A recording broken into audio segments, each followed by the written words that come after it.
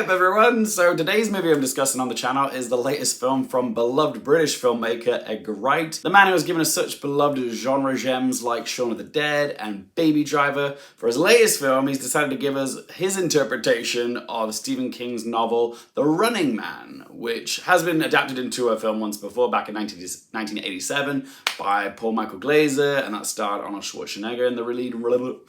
Arnold Schwarzenegger in the lead role. Sorry, that was a lot of gobbledygook, wasn't it? Arnold Schwarzenegger. Sorry, I've had like 3 cups of tea this morning.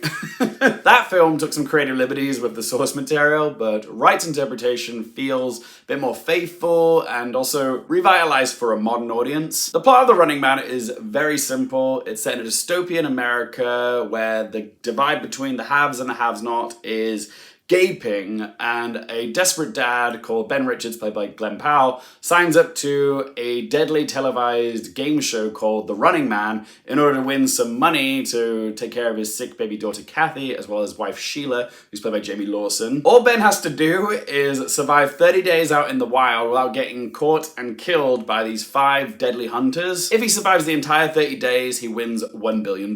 So it's essentially a lethal game of hide and seek. It's pretty straightforward. This is a 2-hour plus chase film, but there's more to it than that. As I was watching this, the film that it reminded me the most of was actually the Hunger Games franchise, because they're both satirical stories set in a dystopian America where the protagonist has to participate in a barbaric televised game in order to survive. And both of them are stories about government control, class inequality, and manipulative and untrustworthy entertainment. Nowadays, it does feel like it's getting harder and harder to tell if the media that we're consuming is real. Like, I'm often looking at reels on Instagram and TikTok and wondering, is this a deep fake? Is this face-tuned? Is it artificial intelligence? And all of that does come into play whilst watching The Running Man, so it does feel very relevant. And that's the thing with Edgar Wright's movies. They are entertaining popcorn films, but there is always some sociological substance in the mix. Edgar Wright and Michael Bacall's screenplay is taking so many jabs at the current media landscape and the content we're consuming, particularly stuff like the Kardashians. There's a TV show in this movie called The Americanas, which is a blatant rip on the Kardashians. And yeah, it's just commenting on how everything is so trashy and vacuous and manipulative. Everything that we're watching is just so plastic and fake. And because our attention is today's currency, everything is just so over the top or excessively violent or spectacular. Edgar Wright is also commenting on how we need to keep humanity in our art and our media. Often it's the mishaps or delightful accidents that end up making a movie or TV show or something feel a bit more special, because it has that, you know, human X factor, you know, lightning in a bottle. And a lot of the big movies that get made these days just feel like cinematic slop because they have been, you know, focus grouped and corporatized and algorithm approved to death, that they just don't have any unique creative vision from the filmmaker, okay? It's just content, okay? It's not art, and that's kind of what this film is getting at. We so desperately need to hold on to what makes things human. And Glen Powell's character, Ben Richards, becomes a fan favorite of the show because he doesn't follow the formula. He's a wild card or an underdog. So yeah, I had a really good time watching this film because it is a fun action film, but also has something to say. I wouldn't go as far as saying this is Edgar Wright's best film, but for the most I did enjoy it. There was definitely more to praise about this film than there was to criticize. First of all, Glen Powell is fantastic. He brings grit, muscles, and compassion to his portrayal of Ben Richards. He's an everyman that you root for. So yeah, with this film and also Twisters, Glen Powell is really solidifying himself as a bona fide action star. He's got the charisma, he's got the comic timing, he's got the body, which this film has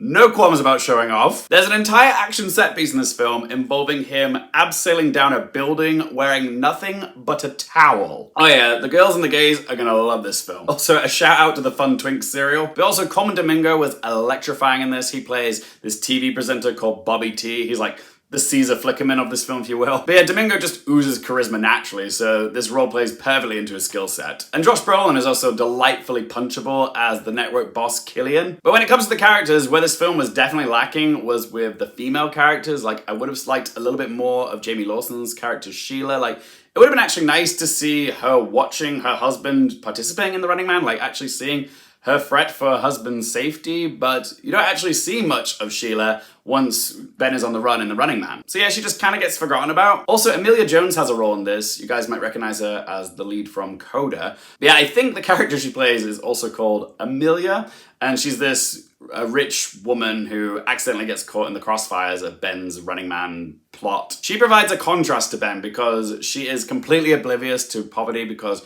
she lives a very privileged lifestyle. And I get why her character is in this film, but the problem is she came into the story a bit too late. Her character does have an arc, okay? She does grow and evolve, but because she's only like in the last 25 minutes of the film, all of that character development just feels so rushed and tacked on. If she'd been introduced earlier in the film, then her character thread would have had time to breathe. Her development would have felt more organic. This was just rushed, which I guess you could say is fitting given the title of this film. For the most, I do think that this film was well paced. That was until Emilia Jones's character was introduced, and then so much plot and character development happened so rapidly that it kind of brought down my overall score of this film. The last 25 minutes of this film are a bit messy. Like Edgar Wright's Last Night in Soho, the finale of this film didn't quite hit the mark for me. I still had a fun time, it just didn't take me to that next level of awesome. The film doesn't reach greatness, it's just good fun. Does the film have any Oscars chances?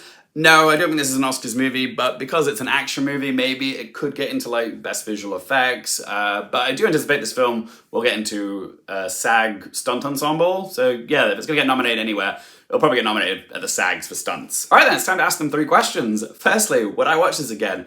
The one thing that I can always say about Edgar Wright's movies is that they are very rewatchable because his movies are so much fun. Okay, they are popcorn movies and they are so enjoyable on a rewatch. Sometimes they're better on a rewatch. So yes, I will definitely be watching it again. Question 2, do I recommend it for you guys? Absolutely. I highly recommend you watch this one in a cinema, guys. I'm going to encourage you to do so because the truth is, in 2025, we haven't had all that many big screen action-packed movies. I know we've got Avatar, Fire and Ash coming out soon, but yeah, honestly, this feels like a rarity at the minute. And last year we completely dropped the ball when a great action movie came out, The Fall Guy, and barely anyone went to go see it in the cinema, even though it was fantastic. So if you don't show up for movies like this, they're probably not gonna make them in the future, okay? You have to show up, put your money where your mouth is, okay? Support movies like this, okay? Like, it's got everything you could want in it, okay? It's slick, it's funny, it's packed with stunts, a lot of practical stunts as well. Glen Powell is terrific, okay? It's one of the most fun films you'll watch in the cinema in 2025. It's The Hunger Games meets that TV show Hunted, all right? Highly recommend it, go support it, please. And question number 3, what score do I give it out of 10? The Running Man was just what I wanted, okay? A fun, white-knuckle ride. Like I was saying, I don't think it quite reaches greatness, but it is an action film with lots of sly, satirical commentary, plenty of impressive practical stunt work, kinetic and dynamite performance from Glen Powell. I'm just like, what more do you need? So I'm gonna give The Running Man a score of 7 out of 10. But as always, guys, it is just one bloke's opinion. I would love to hear from you. Have you seen The Running Man? If you have, what did you make of this movie? Did you like it? Do you think it's better than the 1987 film? Or did you not like it? Whatever you have to say about this film, let your voice be heard in that comment section down below. If you enjoyed the video, do help me out by hitting the little thumbs up button for me. It helps the vid to reach more people. If you want more movie, TV, and Oscars related content, don't forget to click that subscribe button for us. And as always, thank you guys so much for watching. For more things related to movies, TV, the Oscars, and popcorn culture, I'm Luke Hearfield, and I'll see you next time.